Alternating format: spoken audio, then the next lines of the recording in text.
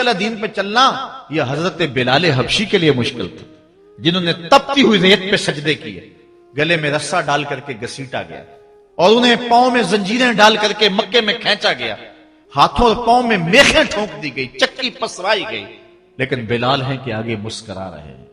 کسی نے گزرتے ہوئے کہا بلال عجیب تماشا ہے، عجیب کہانی ہے کہ وہ تمہیں مار رہے ہیں اور تم آگے سے مسکرا رہے ہو۔ تو سنو حضرت بلال نے کیا جواب دیا۔ حضرت بلال فرمانے لگے میاں تم جاؤ نا بازار میں مٹی کا برتن بھی خریدنے، تو اس کو بھی ٹھونک بجا کے دیکھتے ہو کہیں کچا تو نہیں ہے، اس کی آواز تو خراب نہیں ہے۔ کہا تم تو مٹی کا پیالہ بھی خریدو تو ٹھونک بجا کے دیکھتے ہو کہیں کچا تو نہیں ہے، میرا مالک مجھے خرید رہا ہے، دیکھ رہا ہے بلال کہیں کچا تو نہیں ہے۔ میں کہتا ہوں مالک کھال ادڑ بھی جائے گی، حق حق کی آوازیں ختم نہیں ہوں گی۔ زخم پہ زخم کھا کے جی خون جگر کے گھونٹ پی، آہ نہ کر لبوں کو سی یہ عشق ہے دل لگی نہیں۔ تو یہ ایک دین گریزی ہے، یہ عمل گریزی ہے۔ جی آج کل بڑا مشکل ہے، پہلی بات ہے مشکل ہو بھی تو ہمارے پاس کوئی دوسرا آپشن موجود نہیں ہے۔ ہم ان لوگوں کی کہانیاں بھول سکتے ہیں کہ جنہوں نے اس دین کے راستے کے اندر دکھ بھی سہے، ان کو ٹکڑے بھی کر دیا گیا، ان کو 2 اونٹوں کی پچھلی ٹانگوں سے باندھ کر کے 2 ٹکڑوں میں بانٹ بھی دیا گیا، لوہے کی کنگھیوں سے بدن چھیدے بھی گئے، ہڈیاں توڑی بھی گئیں، آگ میں ڈالا بھی گیا، جلتے اور کھولتے تیل میں پھینکا گیا، لیکن انہوں نے رب کا نام نہیں چھوڑا، رسول کا نعرہ نہیں چھوڑا۔ اور آج ہم کہتے ہیں جی بڑا مشکل ہے آج کل دین پہ چلنا، اور یہ مولویوں نے مشکل بنائی ہوئی ہے، یار دین اتنا بھی مشکل نہیں ہے، یہ کوئی بات نہیں ہے۔ ہم سر سے لے کر پاؤں تک اسلام میں داخل ہوں، یہ ہمارے رب کا ہم سے یہ تقاضا، یا ایھا الذین آمنوا ادخلوا فی السلم کافہ، اے ایمان والو دین میں پورے پورے داخل ہو جا، پورے پورے داخل ہو جا۔ تمہاری وضاحت، انداز زندگی، طرز معاشرت یہ بتائے کہ تم حضور کے غلام۔ جو غیروں کے طرز زندگی کو اپنا رہا ہے اور ان کو جو ہے وہ پسند کر رہا ہے، وہ سوچے اپنے اندر اترے اور مت کسی کے دھوکے میں رہے۔ میں کہتا ہوں آج اگر کوئی یہ میٹرک پڑھے لڑکے بھی یہ سکول کھول لیتے ہیں گلی میں محلے میں، 200 بچے لے کر کے بیٹھ جاتے ہیں اور ان کو بھی ایک باقاعدہ یونیفارم دیتے ہیں، اس طرح کی ٹائی ہوگی، اس طرح کی شرٹ ہوگی، اس طرح کے بوٹ ہوں گے، گرمیوں میں اس طرح کا لباس ہوگا، سردیوں میں اس طرح کا لباس ہوگا۔ کبھی کسی نے نہیں کہا کہ یہ کیا قدغن لگاتے ہو؟ جس طرح کا بچہ لباس پہننا چاہے اس کو آزادی ہونی چاہیے، یہ کیا تم نے ایک خاص لباس متعین کر دی ہے؟ کہتے ہیں جی ان کا نظام ہے نا، ایک سکول ہے اور یونیفارم ہے اس کا۔ یار ایک پرائمری سکول کا بھی یونیفارم ہوتا ہے، تو کیا محمد عربی کے دین کا کوئی یونیفارم نہیں ہے؟ حضور علیہ الصلوۃ والسلام کی زندگی، حضور علیہ الصلوۃ والسلام کے شب و روز اور حضور علیہ الصلوۃ والسلام کا انداز معاشرت، حضور کی وضاحت، حضور کا لباس، یہ اپناؤ اور یہی زندگی کا حسن ہے۔ اسلام کے حوالے سے معذرت خواہانہ رویہ ترک کر دینا چاہیے ہمیں۔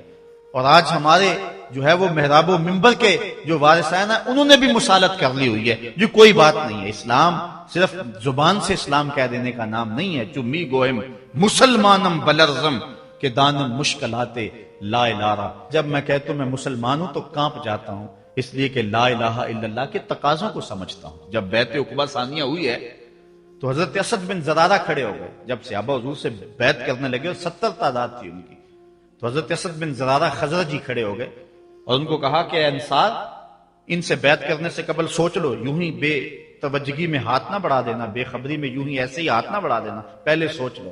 بیعت کرنے کا مقصد یہ ہے تمہیں جو ہے وہ وقت کے جبر کے ساتھ پورے عرب کے ساتھ ٹکر لینا ہوگی، جو بھی کفر کے نظام کا حصہ ہے تم اس کے ساتھ ٹکراؤ کرنا ہوگا، اور حتیٰ کہ تمہاری کھال بھی ادھیڑ دی جائے گی، سخت تلواروں سے تمہارے کلیجے چبائے جائیں گے، اگر تم اس کے لیے تیار ہو تو پھر آؤ بیعت کرو۔ یہ نہیں ہے کہ بس تم کہہ لو کہ ہم مسلمان اور بس کافی ہے، نہیں۔ چمی گوئے مسلمانم بلرزم کہ دانم مشکلات لا الہ۔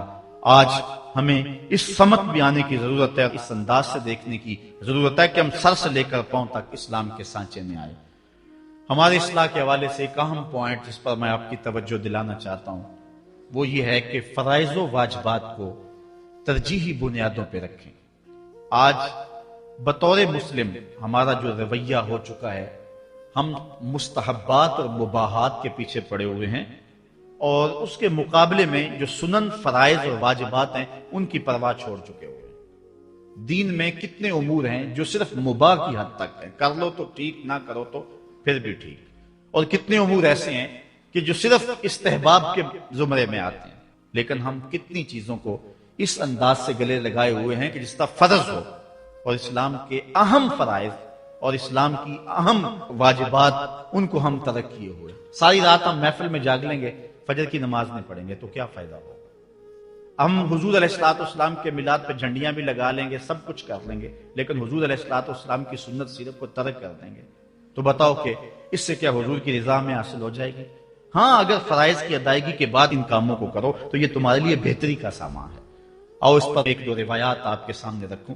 ایک طرف حضور علیہ الصلوۃ والسلام سے محض محبت کا دعویٰ ہے، اور ایک حضور علیہ الصلوۃ والسلام کے دیے ہوئے دین کو اور حضور علیہ الصلوۃ والسلام کے پیغام کو اپنانا ہے، بلکہ ایک طرف اپنی طرف سے اظہار محبت ہو اور وہ سچائی ہو، اور دوسری طرف حضور کا حکم ہو تو حکم ترجیح پا جائے گا۔ حضرت عبداللہ ابن رواحہ رضی اللہ تعالی عنہ یہ حضور علیہ الصلوۃ والسلام کے درباری شاعر ہیں۔ ویسے تو 34 سے 35 لوگ حضور علیہ الصلوۃ والسلام کی باقاعدہ نعت خوانی کرتے تھے، ویسے تو ہر صحابہ حضور کا نعت خواں تھا، لیکن یہ باقاعدہ حضور کی ثنا کیا کرتے تھے۔ لیکن 3 اصحاب جو ہیں یہ خاص طور پہ حضور علیہ الصلوۃ والسلام کے درباری نعت خواں کہلاتے ہیں، حضرت کعب بن زہیر، حضرت حسان بن ثابت اور حضرت عبداللہ ابن رواحہ رضی اللہ تعالی عنہ۔ حضرت عبداللہ ابن رواحہ کو حضور نے حکم دیا کہ صبح فجر کی نماز کے بعد ہی تم لوگوں کو لے کر کے فلاں جنگ کے لیے نکل جانا۔ اب یہ بات سمجھ میں یہاں آ رہی ہے کہ حضور علیہ الصلوۃ والسلام کے نعت خواں صرف نعت خواں ہی نہیں تھے، وہ مجاہد بھی تھے، وہ تلوار بھی اٹھاتے تھے، وہ جنگیں بھی کیا کرتے تھے۔ اور حضرت عبداللہ ابن رواحہ جن کا یہ میں تذکرہ کر رہا ہوں، یہ جنگ موتا کے اندر ان کی شہادت ہوئی ہے۔ یعنی یہ نہیں ہے کہ صرف زبانی دعویٰ اور جو ہے وہ عمل نہیں ہے، حضور علیہ الصلوۃ والسلام کی حرمت پہ حملہ ہو اور میدان کے اندر کوئی شخص نہ آئے اور سٹیج کے اوپر جتنے مرضی دعوے کرتا رہے، اس کے دعوے قبول نہیں ہوں گے۔ تو اب حضرت عبداللہ ابن رواحہ رضی اللہ تعالیٰ عنہ کا عمل دیکھیے، نعت خواں بھی ہیں اور مجاہد بھی ہیں دین کے۔ حضور نے فرمایا عبداللہ ابن رواحہ ان لوگوں کو لے کر صبح چلے جانا۔ حضرت عبداللہ ابن رواحہ کے پاس تیز رفتار گھوڑا تھا، آپ نے سب لوگوں کو صبح رخصت کر دیا، لیکن خود رک گئے، اس لیے کہ دن تھا جمعے کا۔ سوچا کہ دوبارہ پتہ نہیں حضور سے ملاقات ہو نہ ہو، جنگ پہ جا رہے ہیں، حالات کیا ہوں، اس لیے میں بعد میں تیز رفتار گھوڑے سے ان لوگوں کے ساتھ مل جاؤں گا، رک جاتا ہوں تھوڑی دیر، حضور کے پیچھے جمعہ المبارک کی نماز ادا کر لیتا ہوں، یہ اعزاز بھی مل جائے اور وہ حکم تھا وہ بھی پورا ہو جائے۔ تو حضرت عبداللہ ابن رواحہ رضی اللہ تعالی عنہ نے نماز جمعہ ادا کی۔ حضور علیہ الصلوۃ والسلام نے فرمایا، اے عبداللہ بن رواحہ، میں نے تو تمہیں حکم دیا تھا کہ صبح تم چلے جانا، لیکن تم یہاں موجود ہو۔ عرض کی حضور میں نے یہ عزم کیا ہے کہ میں ان کے ساتھ شامل ہو جاؤں گا، لیکن رکا اس لیے ہوں تاکہ آپ کے ساتھ جمعہ المبارک پڑھنے کی سعادت حاصل کر لوں۔ اب یہ سعادت چھوٹی نہیں تھی، حضور علیہ الصلوۃ والسلام کی اقتداء میں نماز، اور وہ بھی نماز جمعہ، کتنی بڑی سعادت ہے۔ لیکن حضور نے کیا فرمایا سنیے، اور اس مختصر سی بات سے بہت کچھ سمجھیے۔ حضور نے فرمایا لو انفقت ما فی الارض جمیعا ما ادرکت فضل غدوتہم، اے ابن رواحہ اگر تو زمین میں جو کچھ ہے سب کچھ راہ خدا میں خیرات کر دے، جو پہلے چلے گئے ہیں ان کے ثواب کو نہیں پہنچ سکتا۔ تو حکم کی ترجیح ہے شریعت اسلامیہ کے اندر۔ ہاں، حکم کی تکمیل جو ہے اگر جو ہو جائے اور اس کے ساتھ ساتھ اس کے ضمن میں اگر جو ہے وہ محبت کے مظاہر بھی سامنے آ جائیں تو اس میں کوئی قباحت نہیں ہے۔ اور اس پر روایت حضرت عبداللہ بن قراد رضی اللہ تعالی عنہ سے، اور یہ صحیح بخاری میں موجود ہے، کہ آقا کریم علیہ السلام نے وضو فرمایا اور وضو کا پانی زمین پر صحابہ گرنے نہیں دیتے، اپنے منہ پہ اور اپنے چہروں پہ مل لیتے ہیں۔ تو آقا کریم علیہ السلام نے فرمایا ما یحملکم علی ھذا، صحابہ تمہیں اس بات پر کس شے نے ابھارا ہے؟ میرے وضو کے پانی کو جو تم زمین پر نہیں گرنے دیتے، تو اس کا سبب کیا ہے؟ تو حضرت عبد الرحمن بن قراد کہتے ہیں کہ صحابہ نے کہا قالوا حب اللہ ورسولہ، اللہ اور اس کے رسول کے پیار نے ہمیں اس بات پہ ابھارا ہے۔ تو حضور علیہ الصلوۃ والسلام نے جو ارشاد فرمایا، اس عمل سے نفی نہیں کی، لیکن ساتھ حضور نے فرمایا جو چاہتا ہے اللہ اور اس کا رسول اس سے پیار کرے اور وہ اللہ اور اس کے رسول سے پیار کرے، اسے 3 چیزوں کا خیال رکھنا چاہیے۔ ایک، جب بھی بولے سچ بولے، اور جب بھی اس کے پاس کوئی امانت رکھے تو امانت کو ادا کرے، اور اپنے ہمسایوں کے ساتھ حسن سلوک کرے۔ یعنی اگر وہ اس مظاہرہ محبت میں شامل ہو گیا اور حضور کے وضو کا پانی اس کے ہاتھ سے مس ہو گیا اور اس نے برکت سے اپنے منہ کے ساتھ مل لیا ہے، تو اس کا یہ مطلب نہیں ہے کہ جو باقی اعمال ہے ان سے ان کو چھٹی مل گئی۔ یہ مفہوم ہے اس حدیث کا۔ اگر کوئی بندہ محفل میلاد منعقد کر لیتا ہے، دیگر امور مستحبات کی ادا کرتا ہے، تو اس کا یہ مطلب نہیں ہے کہ اب نماز نہ پڑھے، اس کو کوئی پرواہ نہیں ہے، وہ بخشا گیا ہے۔ جس طرح کہ آج کل ہمارے ثنا خان جو ہے تاثر دیتے ہیں کہ جو محفل میلاد میں آ گیا وہ بخشا گیا۔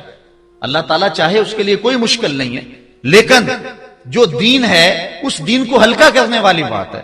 بلکہ آج کل تو ممبر و محراب پر جنت اور دوزخ کا مذاق اڑایا جا رہا ہے۔ ایک بندہ کہہ رہا ہے کہ ہوئے تو کیڑی جنت دا کرنا ہے تذکرہ۔ میں نے کہا میاں اسی جنت کا جس جنت کے لیے حضور لمبے لمبے ہاتھ اٹھا کے دعا مانگا کرتے تھے، اور فرماتے جب اللہ سے مانگو تو جنت الفردوس مانگو۔ اور ایک بولا کہ مجھے دیکھ کر جہنم کو بھی آئے پسینہ۔ ہمارے استاد فرمایا کرتے تھے بیٹے تیرے منہ میں آج طوطی بولتا ہے جو مرضی کہہ لے، یہ تو کل قیامت کے دن پتا چلے گا کہ پسینہ کس کو آتا ہے، تجھے آتا ہے یا جہنم کو آتا ہے۔ ایک بولا کہ قبر دا خوف دے دے کے لوکی مینوں ڈرانے نے۔ لوگ کون ہے ڈرانے والے؟ تبشیر اور تنذیر یہ نبی کا منصب ہے، نبی کی شان ہے۔ مبشر اور نذیر یہ نبی کی شانیں ہیں۔ حضور نے ڈرایا بھی ہے، حضور نے بشارت بھی دی ہے، لیکن اس بات کا منبر پہ بیٹھ کر کے تمسخر اڑایا جا رہا ہے اور لوگوں کو بے عملی کی طرف لے جایا جا رہا ہے۔